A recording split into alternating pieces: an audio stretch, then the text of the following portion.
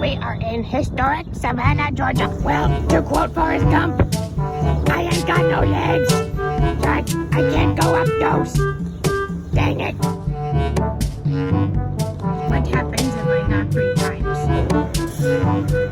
We're staying in this retro place, and they have free tea, and they have free coffee. But the best part is free donuts. Look at these donuts. Mine! Works. You may remember this as a filming location in the latest Halloween movie with everyone's favorite character, Corey. Is Laurie Strode home? I don't care what you say, that is 10 times scarier than any Carnotaurus. That's real scary.